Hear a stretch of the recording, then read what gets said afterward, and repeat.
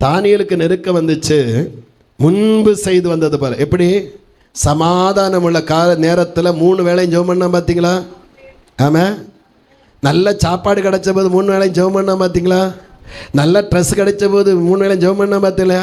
ஆமாம். பிரச்சனை இல்லாமல் சமாதானம் இருந்தபோது 3 வேளை ஜெபம் பண்ணது போல இப்போ பிரச்சனை வந்த பொழுதும் அந்த ஜெபத்தை விடலை. அல்லேலூயா. பிரச்சனைக்காக ஜெபத்தை விட்டவன், பிரச்சனைக்காக ஆராதனையை விட்டவங்க, பிரதர் சிஸ்டர், நீ உனக்கு தெரியாமலேயே நீ பாதிப்புக்குள்ளாக நீ மாறிக்கொண்டிருக்கிற. பிரச்சனை வரத்தான் செய்யும், போராட்டத்தை இருக்கத்தான் செய்யும். அதன் நடுவில் அந்த கொந்தளிப்புகளை அதட்டி அடக்குகிற கர்த்தராகிய தேவனுடைய கரத்திலும் பிரச்சனையை கொண்டு வரணும். அல்லேலூயா. முன்பு செய்து வந்தது போல எருசலேமுக்கு நேராக பலகணிகளை திறந்து வைத்துக் கொண்டு ஆண்டவரை பார்த்து ஜெபிக்க ஆரம்பிக்கிறான். அல்லேலூயா.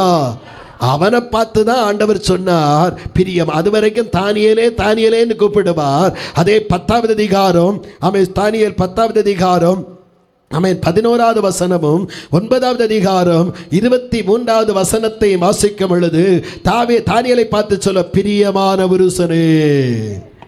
கர்த்தருக்கு பிரியமானவனாய் மாறுகிறான். ஆமென். அல்லேலூயா. பிரச்சனையை பிடிச்சிட்டு அழுதவனை பிரியமானவனாய் மாத்தல.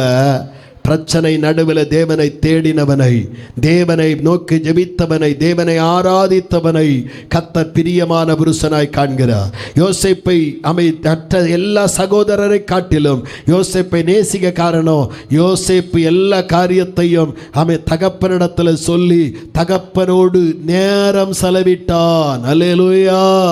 தகப்பனாகிய தேவனோடு நேரம் செலவிட்டு ஜெபிக்க நேரமில்லாத, ஆராதிக்க நேரமில்லாத யாராகிலும் இன்னும் இந்த செய்தியை கேட்ட பின்பு இருப்பீர்களானால், உங்களுடைய பிரச்சனைகளுக்கு மாற்றம் வர வேண்டும் என்றால், உங்களுடைய போராட்டங்களுக்கு மாற்றம் வர வேண்டும் என்றால், நீங்கள் உங்களை எதிர்கொள்ளுகிற சவால்களுக்கு மாற்றம் வர வேண்டும் என்றால், இன்றைக்கு ஸ்தோத்திரம், சமாதானமுள்ள காலத்தில் தேவனை தேடுவது போல பிரச்சனை நடுவிலும் தேவனை தேட ஆரம்பி, பாடுகள் நடுவிலும் தேவனை ஆராதிக்க ஆரம்பி, பாடுகள் நடுவிலும் ஜெபம் பண்ண ஆரம்பி. கர்த்தராகிய தேவ உனக்காக சிங்கங்களின் வாய்களை அடைக்க ஆரம்பிப்பார். ஆமென்.